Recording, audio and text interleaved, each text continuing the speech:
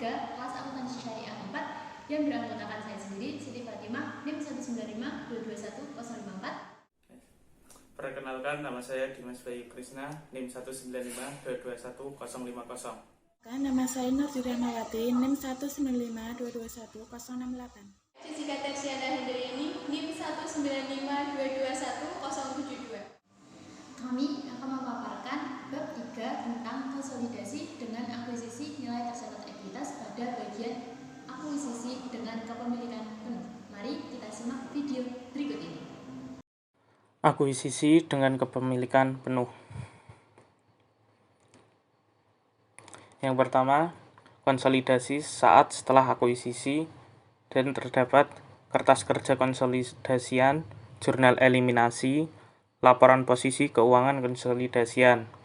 Yang kedua, konsolidasi setelah terjadinya akuisisi, yang di dalamnya terdapat konsolidasi pada akhir tahun akuisisi dan konsolidasi pada periode setelah akuisisi. Yang pertama, konsolidasi sesaat setelah seluruh kepemilikan entitas anak. PSAK nomor 65 tahun 2014 menyatakan bahwa entitas induk mengonsolidasikan entitas anak dari tanggal diperolehnya pengendalian sampai tanggal hilangnya pengendalian entitas induk atas entitas anak tersebut. Di sini sebagai contoh untuk memperjelas pemahamannya, PT Nusantara melakukan akuisisi atas seluruh saham yang dimiliki PT Andalas pada 1 Januari 2015.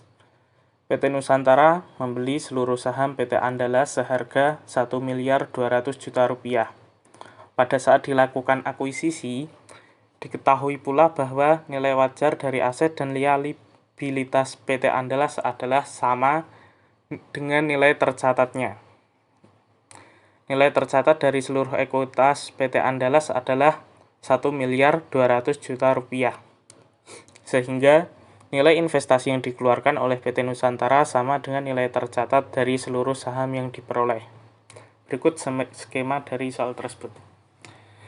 Di sini terdapat nilai akuisisi dan nilai wajar KNP yang bernilai 1.200.000.000 rupiah.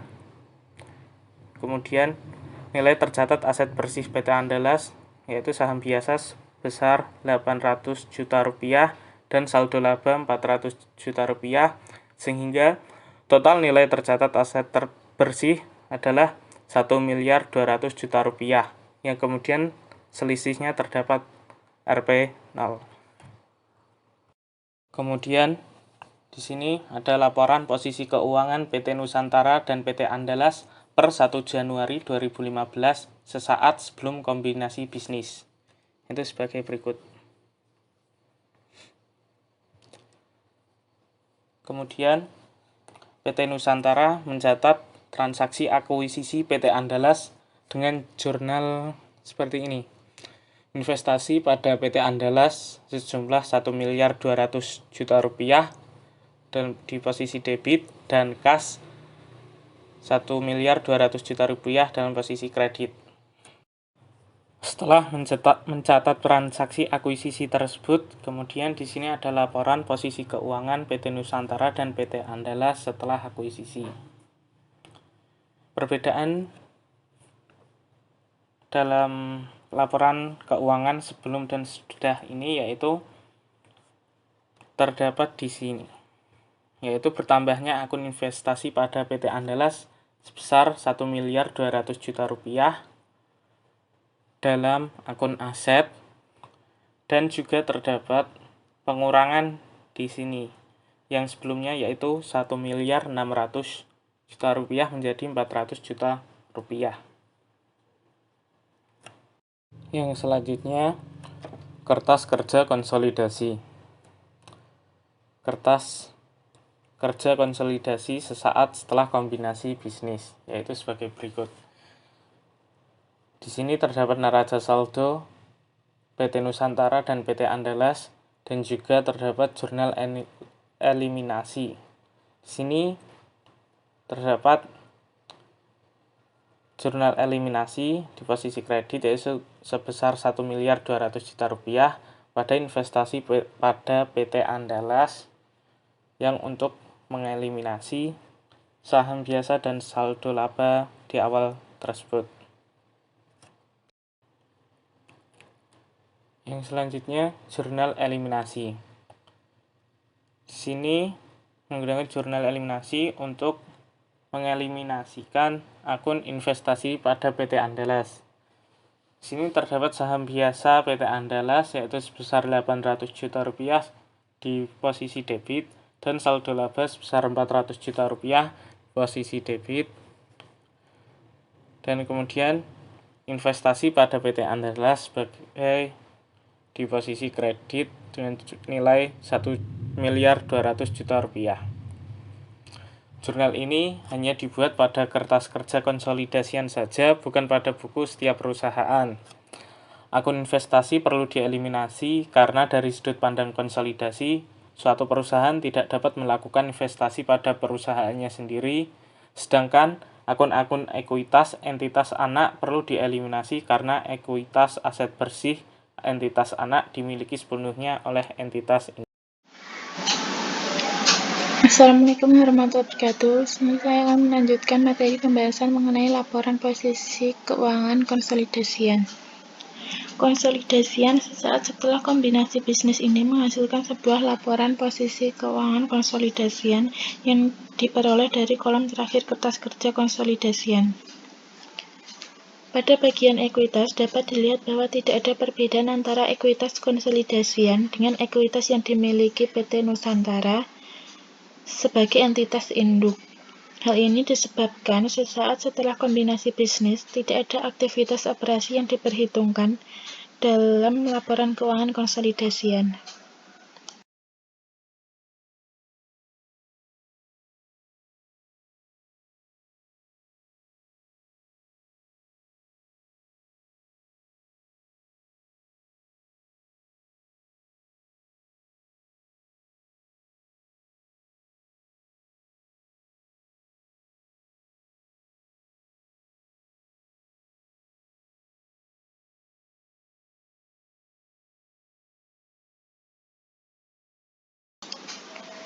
Konsolidasi pada periode setelah terjadinya akuisisi.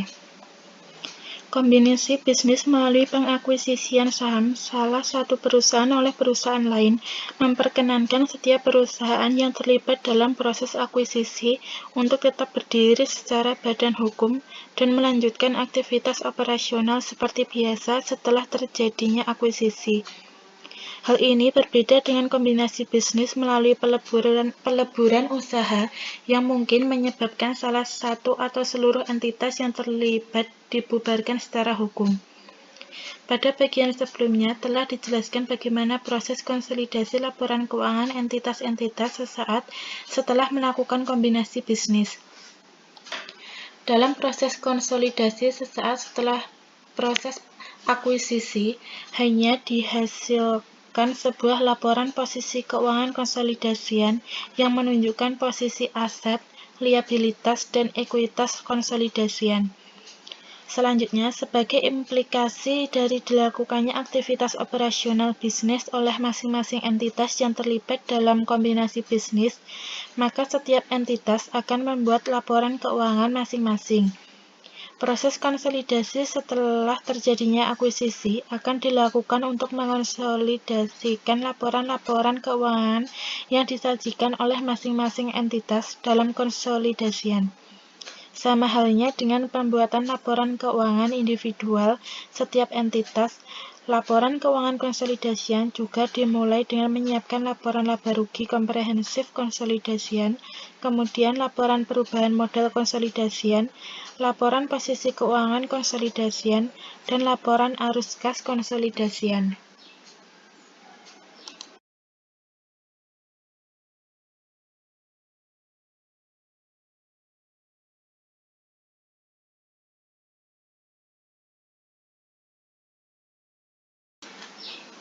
Yang selanjutnya, laba rugi bersih konsolidasian.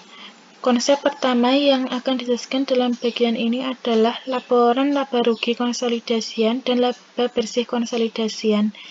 Menghitung laba rugi bersih konsolidasian pada prinsipnya sama dengan menghitung laba rugi bersih entitas individu, yaitu selisih antara seluruh pendapatan dan seluruh beban. Namun dalam menyiapkan laba rugi bersih konsolidasian, hanya pendapatan dan beban dari entitas individu yang diperoleh dari transaksi dengan pihak non-afiliasi saja yang akan disajikan dalam laporan laba rugi konsolidasian. Secara lebih spesifik, perhitungan laba rugi bersih konsolidasian dilakukan dengan menjumlahkan bagian laba atas entitas anak ditambah dengan porsi kepemilikan entitas induk atas laba entitas anak, disesuaikan dengan segala penghapusan diferensial atau penurunan nilai goodwill. Perlu diingat bahwa segala pendapatan yang berasal dari investasi pada entitas anak harus dieliminasikan dalam menghitung laba rugi konsolidasian untuk menghindari terjadinya perhitungan ganda.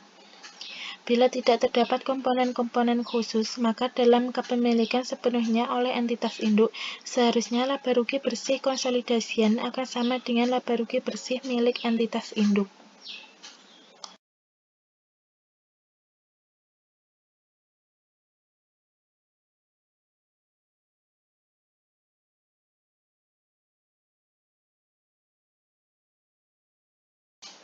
Yang selanjutnya, saldo laba dan dividen konsolidasian.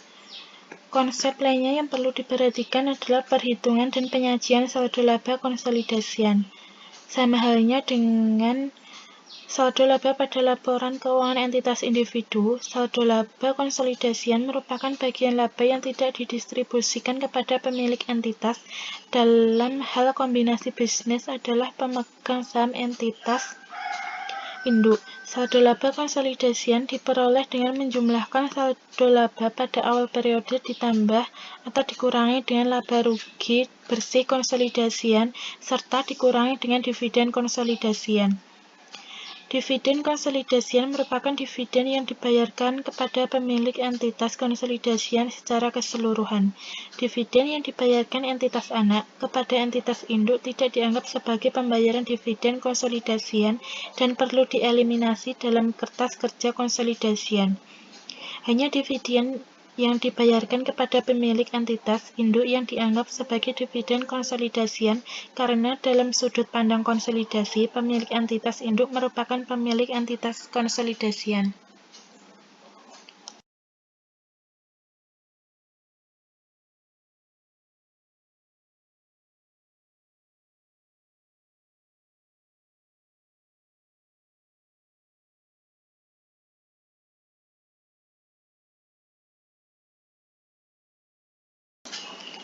Yang selanjutnya, kertas kerja konsolidasian. Proses konsolidasian pada periode setelah terjadinya akuisisi juga dapat menggunakan alat bantu kertas kerja konsolidasian. Hanya yang membedakan kertas kerja konsolidasian setelah terjadi akuisisi setidaknya memiliki 3 bagian utama, yaitu bagian laporan laba rugi, bagian laporan saldo laba, dan bagian laporan posisi keuangan.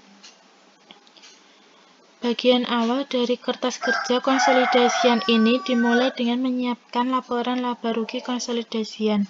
Untuk menyiapkan laporan laba rugi konsolidasian, didahului dengan menyajikan akun-akun bersaldo kredit terlebih dahulu, seperti pendapatan atau keuntungan, kemudian menyajikan akun-akun bersaldo debit seperti beban-beban atau kerugian.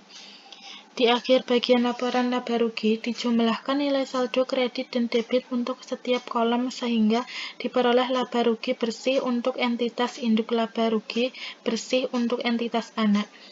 Jumlah saldo debit dan kredit untuk kolom eliminasi dan laba rugi konsolidasian pada kolom terakhir. Nilai yang muncul pada akhir bagian laporan laba rugi ini yang kemudian akan diteruskan pada laporan saldo laba.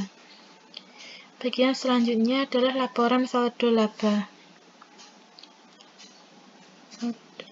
Format laporan saldo laba pada kertas kerja konsolidasian mirip dengan laporan saldo laba pada umumnya, yaitu terdiri dari saldo laba awal ditambah atau dikurangi dengan laba rugi bersih, dikurangi dividen sehingga diperoleh saldo untuk saldo laba di akhir periode.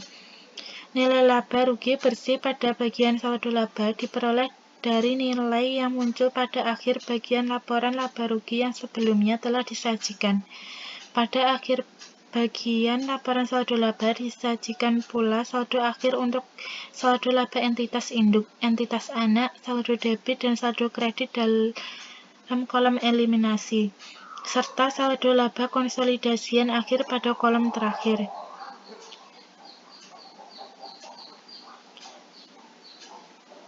Yang terakhir, laporan posisi keuangan yang menyajikan informasi aset, liabilitas, dan ekuitas dari entitas-entitas yang dikonsolidasikan.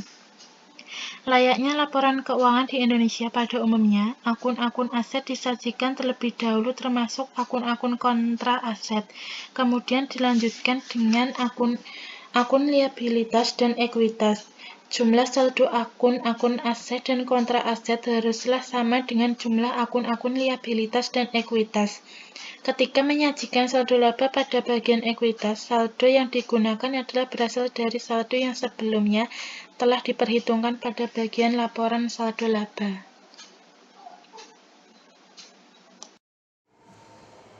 Oke, yang selanjutnya adalah konsolidasi setelah terjadinya akuisisi. Pada bab ini, kita akan membahas dua materi. Yang pertama adalah konsolidasi pada akhir tahun akuisisi. Yang kedua adalah konsolidasi pada periode setelah akuisisi. Yang pertama, konsolidasi pada akhir tahun akuisisi. Melanjutkan transaksi akuisisi yang dilakukan oleh PT Nusantara terhadap PT Andalas, berikut disajikan neraca per tanggal 31 Desember 2015. Ini adalah PT Nusantara dan ini adalah PT Andalas dan ini adalah neraca saldonya per 31 Desember. Untuk perhitungannya mari kita pindah ke Excel. Oke, kita sudah pindah ke Excel ini. Melanjutkan transaksi akuisisi yang dilakukan oleh PT Nusantara terhadap PT Andalas, berikut disajikan neraca saldo per 31 Desember. Ini adalah neraca saldo PT Nusantara dan PT Andalas per 31 Desember ini.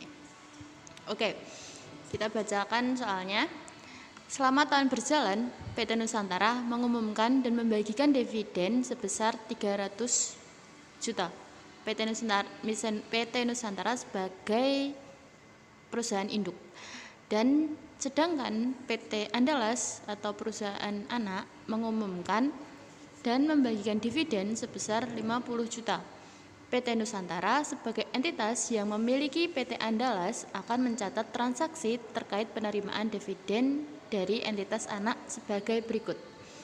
Pada 31 Desember 2015, pada saat mengakui adanya dividen saat penerimaan, PT Nusantara akan menjurnal kas di debit dan investi pada PT Andalas di kredit sebesar 50 juta rupiah dari 50 juta rupiah dividen yang diperoleh oleh PT Nusantara dikali 100%. 100% adalah kepemilikan saham PT Nusantara.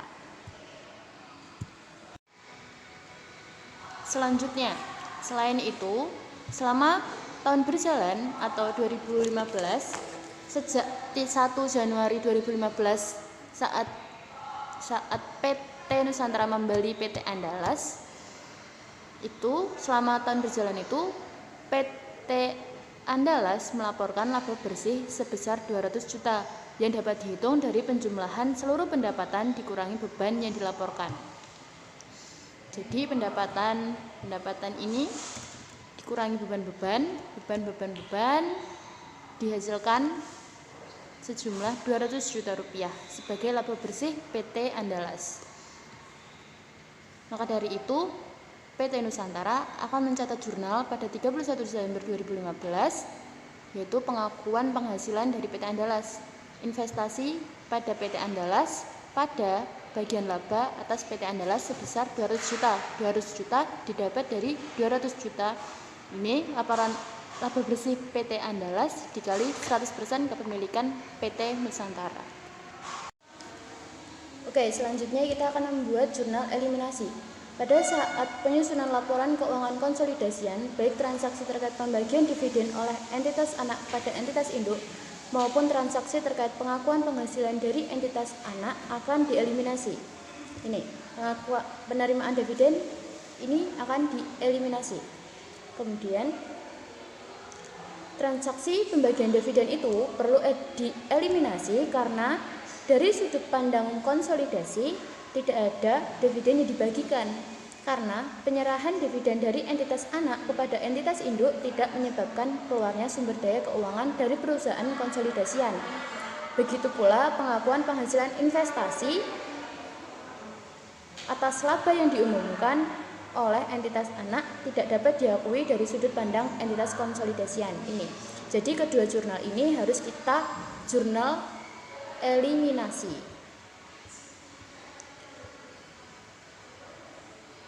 Nih. Oke. Pada tabel berikut ini kita akan menghitung perhitungan jurnal eliminasi yang akan kita buat pada 31 Desember 2015.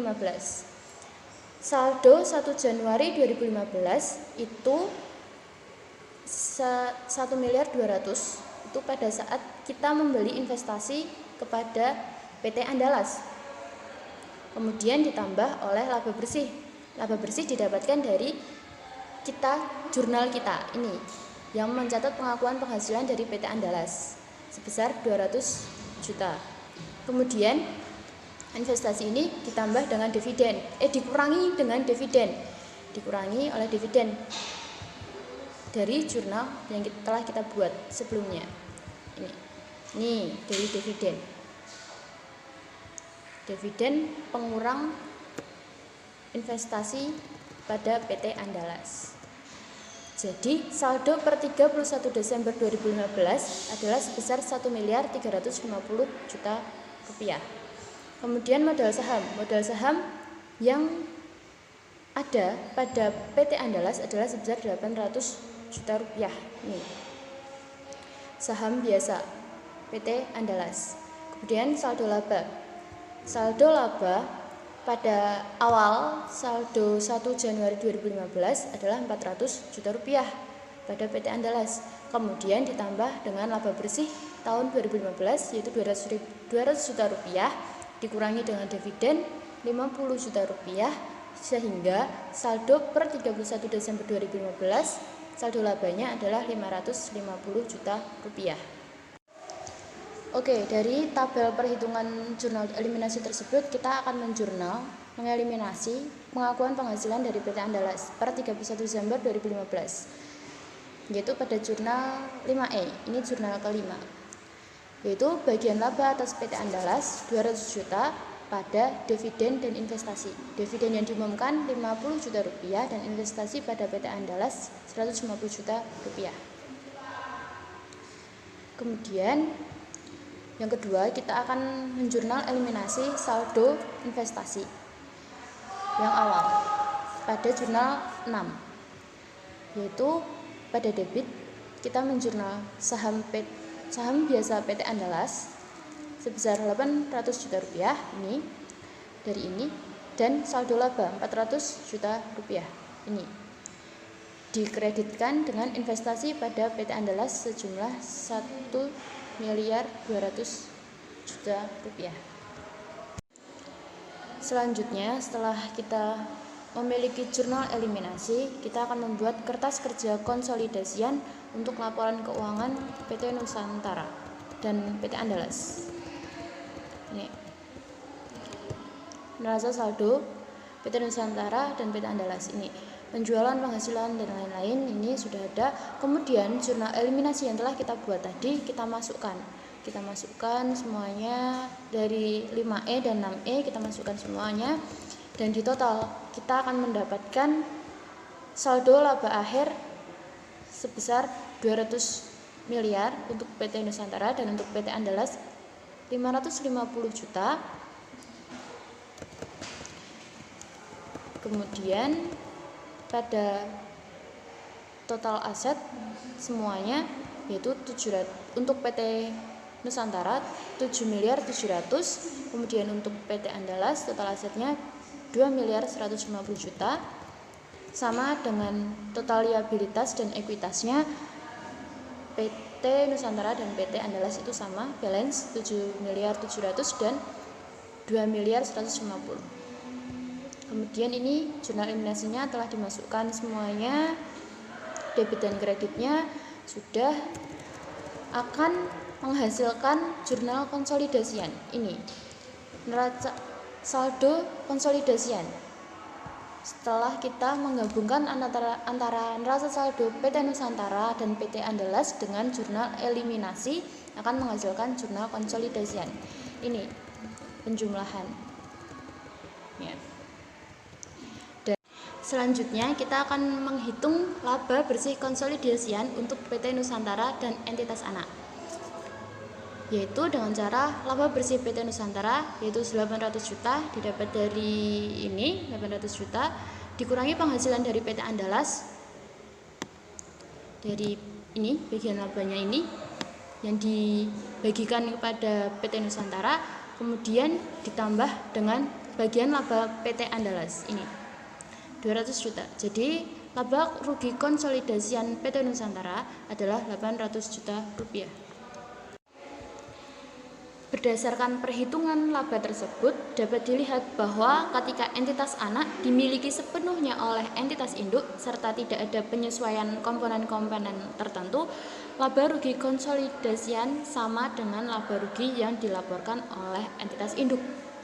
Yang terakhir, kita akan membuat laporan posisi keuangan konsolidasian PT Nusantara dan entitas anak per 31 Desember 2015. Ini laporan posisi keuangan yang terakhir yang akan kita buat. Kas dan setara kas ini didapat dari sini semuanya. Komponen aset didapat dari atas, bangunan peralatan itu akan disusutkan, akan dikurangi dengan penyusutan,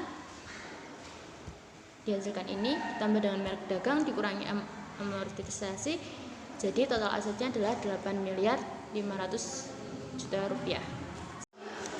Kemudian pada bagian liabilitasnya kita dapatkan dari kertas kerja konsolidasian ini. Bagian konsolidasian 1.500.000.000 ini utang usaha, utang obligasi, dan saham biasa 3 miliar, saldo laba 2 miliar, ini dijumlah menjadi 8.500.000.000 sesuai dan atau balance dengan aset. Jadi aset dan liabilitasnya balance. Oke, setelah kita membahas mengenai konsolidasi pada akhir tahun akuisisi, sekarang kita membahas mengenai konsolidasi pada periode setelah akuisisi. Untuk perhitungannya kita ke Excel. Inilah konsolidasi pada periode setelah akuisisi. Pada prinsipnya, prosedur yang dijalankan untuk menyusun laporan keuangan konsolidasian pada tahun setelah akuisisi atau tahun kedua setelah akuisisi dan selanjutnya adalah sama dengan prosedur yang dilakukan pada saat menyusun laporan keuangan konsolidasian pada akhir tahun terjadinya akuisisi. Beberapa hal yang perlu diperhatikan, terutama memastikan bahwa saldo laba konsolidasian awal yang digunakan pada akuisisi periode tersebut merupakan saldo laba konsolidasian akhir pada periode sebelumnya. Nah, sebagai ilustrasi untuk prosedur konsolidasi berikut kembali digunakan kasus konsolidasian PT Nusantara dan PT Andalas. Berikut adalah informasi mengenai neraca saldo PT Nusantara dan PT Andalas per 31 Desember 2016. Ini neraca saldo PT Nusantara dan ini neraca saldo PT Andalas per 31 Desember 2016. Selama periode berjalan, PT Nusantara akan mencatat jurnal-jurnal untuk mengakui dividen yang dibagikan oleh PT Andalas. Pada tanggal 31 Desember 2016, pada saat mengakui adanya penerimaan dividen, PT Nusantara menjurnalkan di debit dan investasi pada PT Andalas dikredit sebesar 100 juta rupiah. Dari 100 juta rupiah dividen yang diperoleh PT Nusantara dikali 100%, di mana 100% tersebut merupakan kepemilikan saham PT Nusantara. Selain itu, selama tahun berjalan, PT Andalas melaporkan perolehan laba bersih sebesar 250 juta. Atas laba bersih yang dilaporkan ini, PT Nusantara sebagai pemilik dapat mengakui perolehan pendapatan sebesar porsi kepemilikan atas PT Andalas berdasarkan metode ekuitas sebagai berikut. Jadi, laba bersih sebesar 25 juta ini didapat dari seluruh pendapatan dikurangi seluruh beban-beban, sehingga dihasilkan laba bersih 250 juta, yaitu laba bersih PT Andalas. Maka dari itu, PT Nusantara akan mencatat jurnal pada 31 Desember 2016, yaitu pengakuan penghasilan dari PT Andalas, di mana investasi pada PT Andalas pada bagian laba atas PT Andalas sebesar 250 juta. 250 juta ini didapat dari laba bersih PT Andalas dikalikan 100% kepemilikan PT Nusantara. Selanjutnya, kita melakukan perhitungan eliminasi untuk proses konsolidasi laporan keuangan milik PT Nusantara atas akuisisi seluruh kepemilikan PT Andalas untuk tahun kedua setelah pengakuisisian. Ini merupakan perhitungan jurnal eliminasi per 31 Desember 2016. Saldo pada 1 Januari 2016 yaitu sebesar 1.350 juta. Itu pada saat kita membeli investasi kepada PT Andalas. Kemudian ditambah laba bersih. Laba bersih didapat dari jurnal saat kita mencatat pengakuan penghasilan ini sebesar 250 juta rupiah. Kemudian investasi ini dikurangi dengan dividen. Dividen didapat dari jurnal penerimaan dividen yang sebelumnya ini sebesar 100 juta rupiah.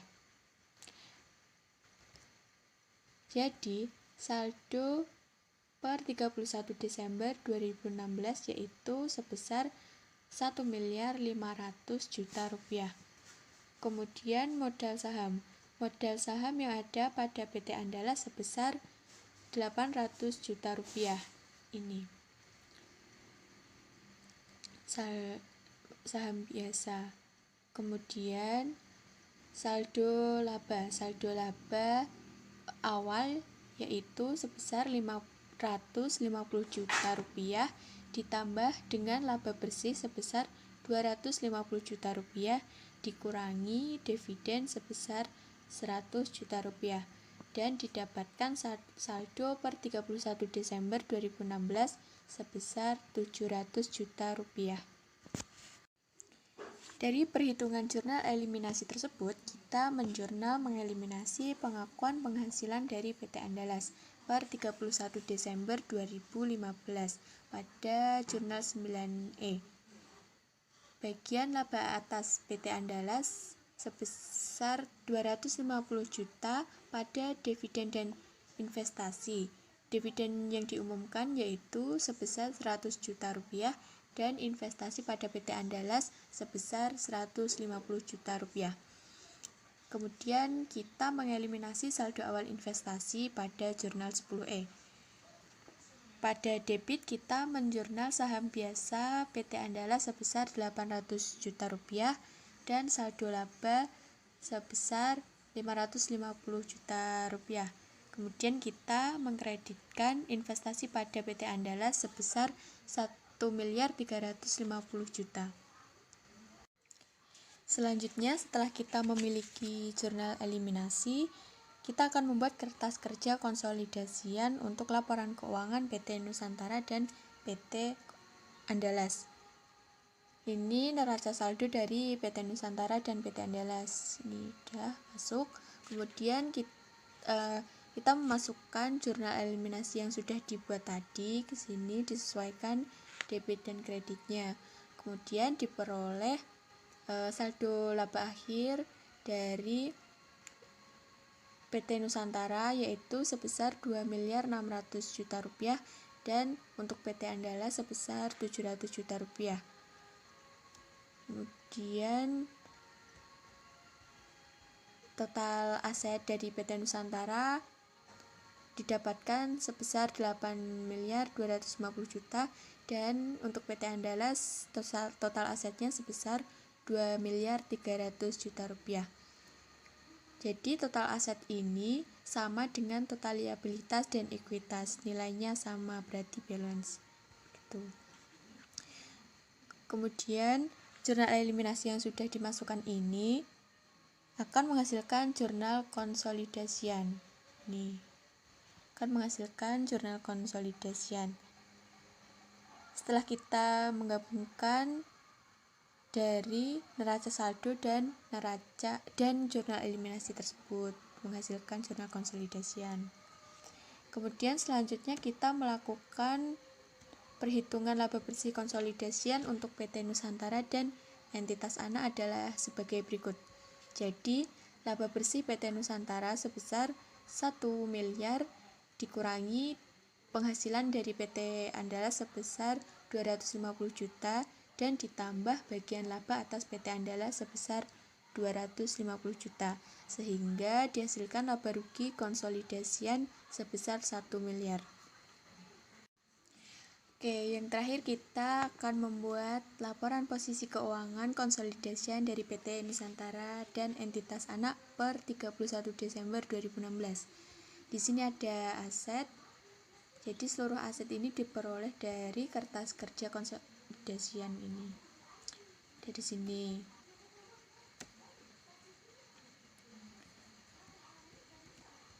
Di sini bangunan dan peralatan kita lakukan penyusutan, jadi dikurangi akumulasi penyusutan sebesar 1.150 juta ini dan ditambah dengan merek dagang dan dikurangi akumulasi sehingga dihasilkan total aset sebesar 9.050 juta rupiah.